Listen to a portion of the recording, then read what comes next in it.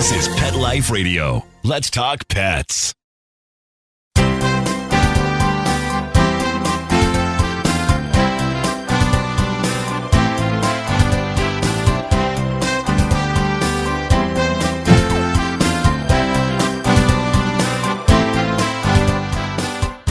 And good morning, good afternoon, good whatever it is for you. Here you are live with Dr. Jeff Werber. Here your host for the next 30 minutes here on Pet Life Radio, Past the Vet with Dr. Jeff. And that is a live call-in show. I think we're the only live call-in show here on Pet Life Radio.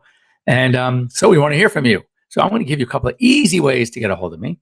Number one, the good old-fashioned way, pick up the phone, toll free, 877-385-8882. Once again, 877-385-8882. Better yet, you can join us here live on Google Hangouts. If you go on to PetLifeRadio.com, click on shows, the drop box, find Ask the Vets with Dr. Jeff, and click on that. And then you will see a box, scroll down a little bit, and you will see a Google Hangouts link. Very easy. So what you do is you just click on it, and you can join us here live. Have your pet with you.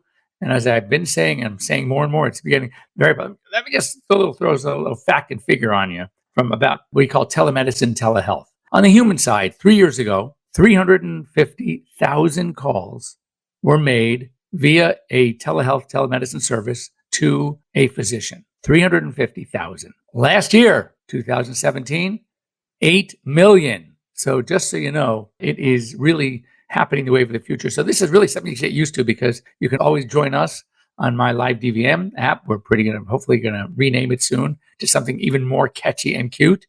But truth is, just get used to being able to click on your phone, pull up either a progressive web app or just a regular, what they call a native app, and you can join us live. So just have your pet with you and let's try it. It's fun. It really is. So anyway, I just heard from our producer that today, at least according to Twitter, it's National Dog Day.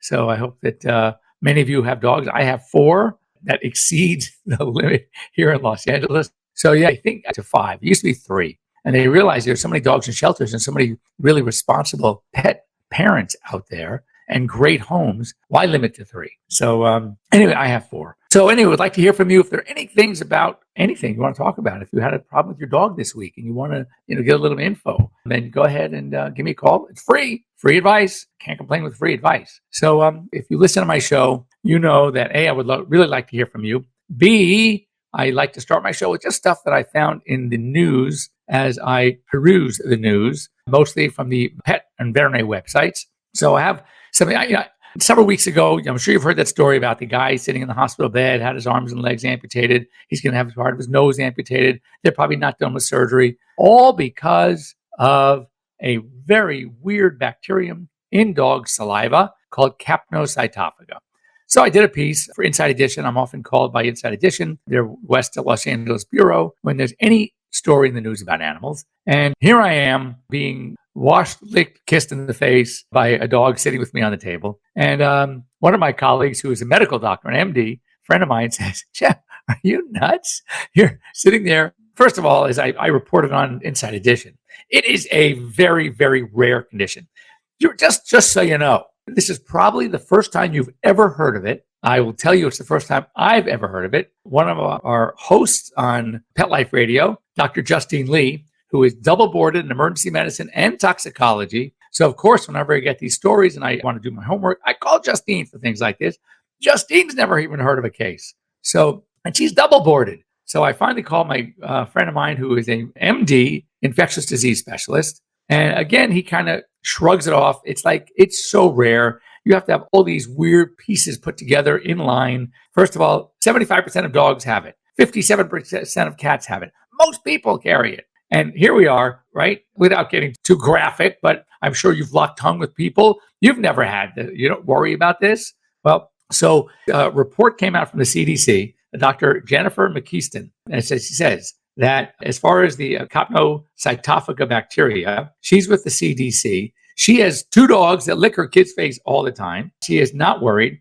Basically, most of the cases, even if you get it, respond very well to antibiotics. And the key is it's alcoholism. It's a weak immune system, either because of a disease state or because of another disease, you're on medication, like an arthritis, a rheumatoid arthritis medication, or a psoriasis medication. One of these medications you hear on TV, that suppress the immune system, that's when you could be at risk. And I mean, it doesn't mean you're going to get it. It just means you're more at risk.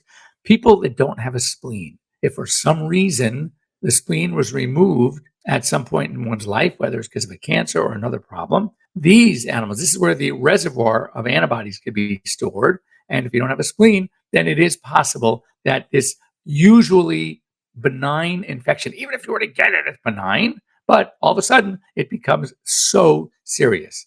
So for those of us, myself included, who, as I joke, I get more tongue than anybody I know, I'm not worried at all about Capnocytophaga. But just to clear it up, this report coming from the CDC. So I think you should be able to believe it. So also in the news, tougher regulations on air travel. Catch this. And by the way, this might just be the first one. Southwest Airlines now allowing only one emotional support dog per flight. Now, it used to be there was only one per cabin. So if you had a 3-cabin, a first class, a business class, and a coach, you could have 3. Now they don't have, obviously, if you've flown Southwest, they don't have the different cabins. They have one, kind of like riding a Greyhound bus in the air. Anyway, they are one per flight, and the animal has to be either tethered on a leash or in a carrier at all times on the flight. And the passenger bringing the pet on is going to need to show on flight day a letter from your physician or mental health specialist on the day of the flight about your condition and why you need to have a service animal, a support dog. So just FYI, because of some of the issues the airlines have been going through, because of the heat they've been sort of exposed to, and I don't mean the heat outside, I mean the heat from having problems on air, you were going to see a lot more of this. It was very predictable. We've talked about this a while on the show, a long time ago, that because of people taking advantage, it is only going to come and, pardon the pun, bite us in the behinds. Oh, here's cute. So there's a place that opened up in Laguna Beach, California called Catmosphere Laguna. So what is Catmosphere? It is another kitty cafe. There are a number of popping up in the U.S. We've seen them in Los Angeles, Washington, D.C., Seattle, many other cities across the country. Conceptually, basically, it is a cafe. This one is really cute. You have 2 parts to it. For a regular cafe, internet cafe, sit and have some coffee, a light bite. It's free for anybody. Behind a glass, there is a whole playroom with cats. And for a fee, a nominal fee, you can go in per hour, pay per hour, and play with the cats. And hopefully, which is their hope, even adopt one. So that's really, really cute. I think it's a great idea.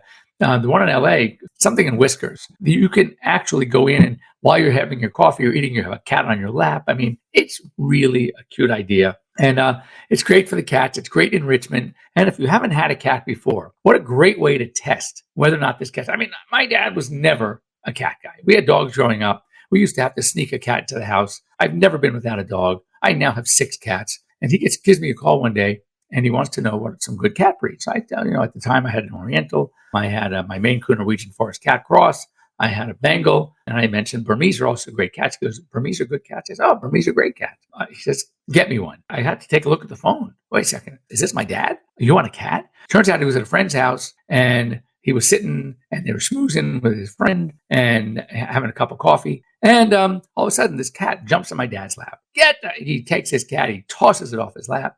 And 2 seconds later, this cat is running back on his lap. He tosses it off the lap again, back on the lap and playing with his hand and fingers. And he says to his friend, what is this? He goes, what is what? He goes, what is this cat? He goes, oh, it's a Burmese. So when I mentioned Burmese, that's all he had to hear. He has now 2. So you can even convert a dog person to a cat person once they get the feel and they see what it's like to play with a cat. Cats have personality. They are not necessarily aloof. They are social. My cats read the dog book by mistake. And you come over your house, they're going to attack you with love. And so I think cat cafes are really a great idea. Here's one. Be very careful about giving bones, even if they're processed, treat bones to dogs as well. Not because they splinter. Some of you get these big knuckle bones, these femoral bones. They're actually very strong. But if you get a rib bone, for example, what happens is more often than you would imagine, the bone lodges in the mouth, usually up on the hard palate, going across, getting lodged in between the molars. And then they try to get it out, and then they bite another one, and it pushes it up even more, starts indenting into the palate itself, causing major problems. And then now you have a dog who's miserable because they're using their tongue to try to dislodge this bone. And they are going nuts and they're salivating. They don't want to eat. They can't eat. It's so annoying to have that thing and they cannot get it out. They're pawing at their mouths trying to get it out. By the time they bring it in, they are so irritated, it often requires anesthesia just to pry or surgically cut this bone out. And how the story ended up in our smart brief was because the veterinarian had to take a saw, a little circular saw, and cut the bone because there was no way she could dislodge it. So just keep in mind that these could be a problem if you like or do give these bones to your dogs. Make sure to check them. And I would say just exercise caution. They do love them. There's no doubt about it. They love them, but exercise caution. This I thought was really, really cool. It's totally a science thing. So anyone who knows anything about type 1 diabetes, type 1 diabetes is where there is a malfunction of the islet cells, the islet of Langerhans cells into the pancreas, which secretes insulin. So therefore, when we have type 1 diabetes, that is called insulin-dependent diabetes. Why? Because the body can't produce its own insulin, it doesn't secrete it. So we have to externally, through injection, give the insulin. So anyone who knows a type 1 diabetic, it can't be managed with just diet or oral medications. These patients need the insulin. So the joke is, why not implant another pancreas or islet cells somehow in this patient to provide the insulin? Great idea. Tough to do. There's rejection. There are all sorts of problems. Well, researchers at Purdue University School of Veterinary Medicine and the Indiana University School of Medicine have been working on something where they tested in mice already, where they take these islet cells from probably pig origin, they put them in collagen and put them in a subcutaneous injection and inject them into the pet. And these mice so far have remained insulin independent. They didn't need insulin for at least 90 days, 3 months. So that's a really great long-acting shot. Now they're taking the study and they're using it in dogs at these two universities. So that's great. So what you want to do is, when you think about it, how often do we talk about medications, treatments, diseases that affect both people and animals, and how important it is that the veterinary world and the medical world actually work together to achieve these studies, to achieve results, to discover new medications, new techniques. And I think it's great. So here's one that's going to be tested in dogs first. If it works in dogs, certainly we're going to use it in dogs. And of course, then they're going to go and start working with people. So it doesn't always mean that we get our stuff from human medicine. Oftentimes, human medicine gets its stuff from animal medicine. So anyway, can you imagine 3 months? If you know a diabetic who's giving themselves injections, right?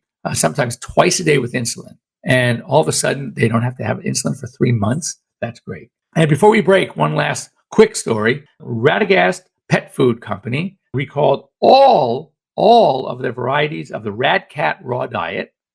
And we've talked about this in time and time again, that you need to exercise extreme caution when using raw diets. They have contamination with listeria.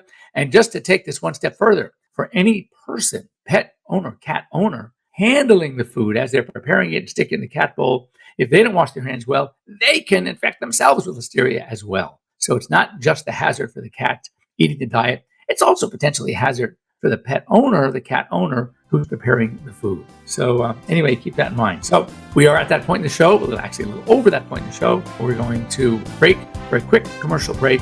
Don't go away. We'll be right back. Sit, stay. We'll be right back after a short pause. Well, 4 to be exact.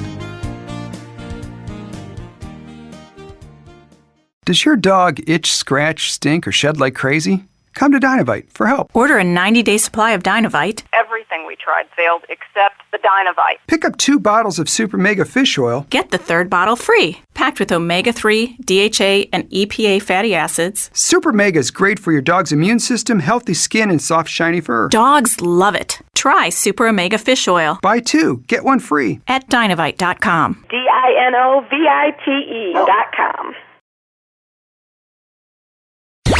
Let's talk pets Let's talk pets on Pet Life Radio. Pet Life Radio. PetLifeRadio.com.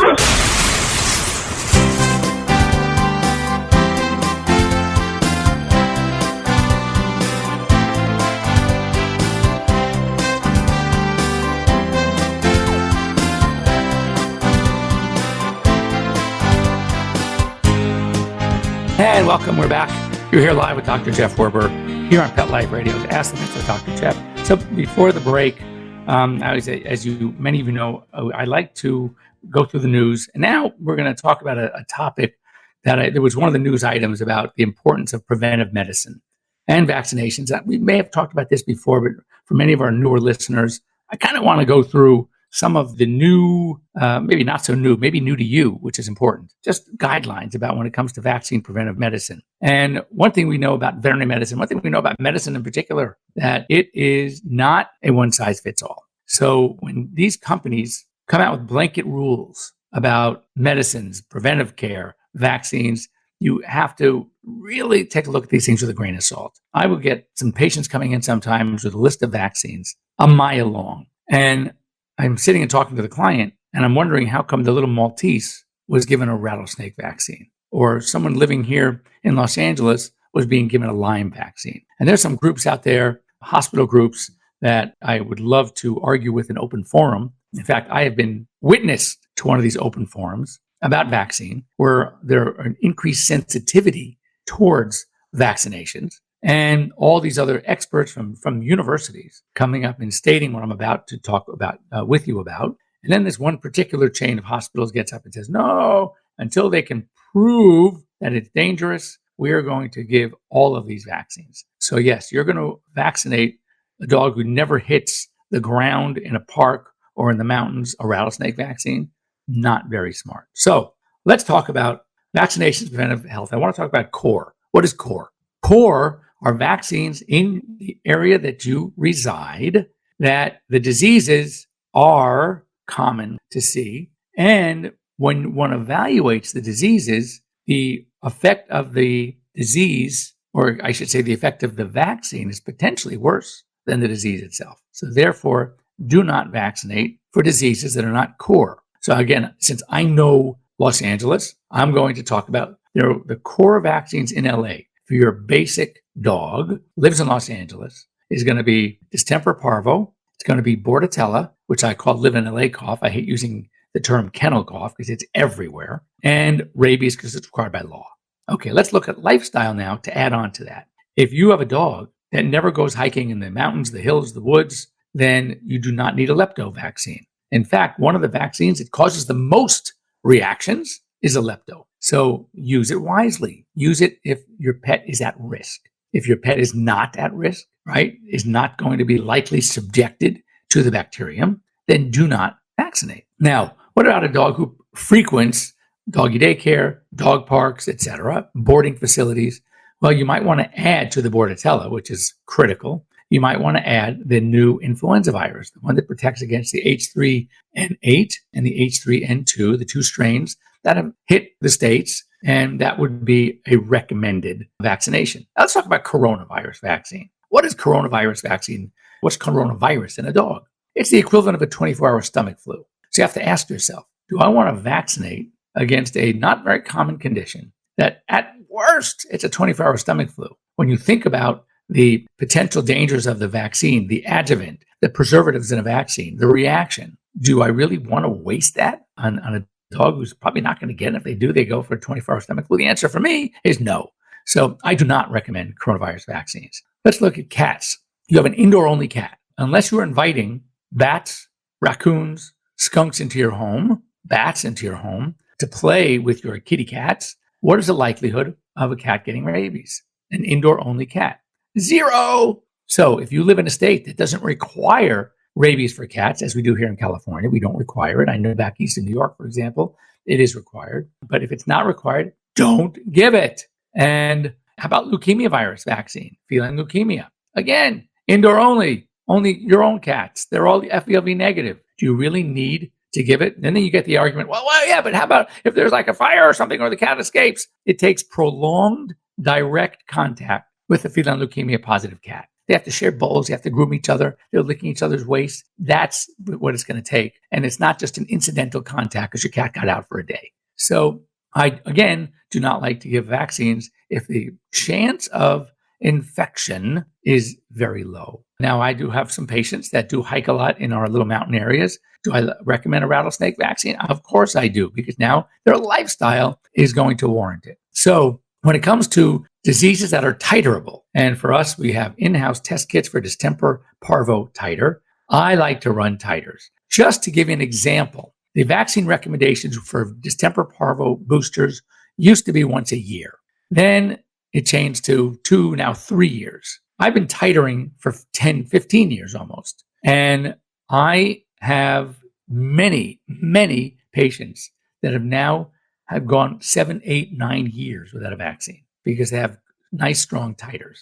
So I don't like to vaccinate based on some manufacturer telling me how often to vaccinate. I want to vaccinate if I can, if you could figure it out based on what the pet needs. I know Kansas State University runs just vaccine titers, very, very, very reasonably priced, not for travel outside the U.S. where some countries require. That's different than the FAVN. That's a different type of test. You can get like a rabies titer run if you really want to avoid rabies for something like $45, $50. Now, you have to be careful though, because you have to make sure that your state will allow a titer for licensing in lieu of a vaccine. The diagnostic lab at Kansas State who does these tests is pretty well recognized. So it might be okay. I just found out about this, that they also offer just a basic vaccine titer for rabies at a very reasonable cost. And I'm going to actually check out with our LA Department of Animal Regulation just to see if we can sort of bypass the rabies vaccine. Now, the same goes true with your preventive medications, things for example, heartworm. If you don't have a heartworm problem in your area because you don't have mosquitoes, talk to your veterinarian. You may not need to have heartworm preventive. Now, if you travel, and this is very important, when you decide what you do or don't need, also look at your traveling. If you travel frequently, if you go back east during spring or summer, yes, you want to have your pets on heartworm medicine. If you go to the Northeast, yes, you want to do a Lyme vaccine. Do I do Lyme disease vaccine on a regular basis in Southern California? The answer is absolutely not, because we don't see Lyme. But when you do, or if things change and we start seeing Lyme, then of course we're going to start vaccinating.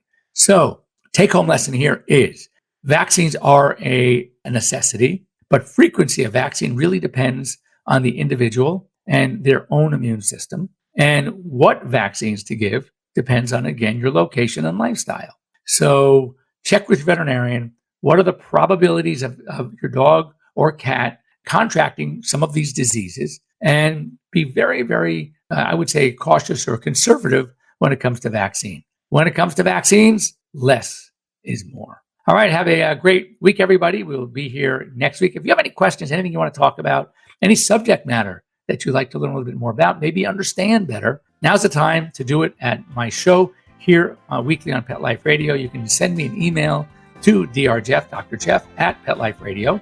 Also, check me out on Instagram at Dr. Jeff Werber. You'll see, if nothing else, the pictures I'm going to post will bring a smile to your face. We'll occasionally do some educational videos. If you have a topic for a quick video, in order for it to work, they've got to be like 1 minute. Then again, send it to me to either send me a message on my Instagram or here on Pet Life Radio, Dr. Jeff at PetLifeRadio.com. Have a great week, everybody. We'll see you next week. Let's Talk Pets, every week on demand, only on PetLifeRadio.com.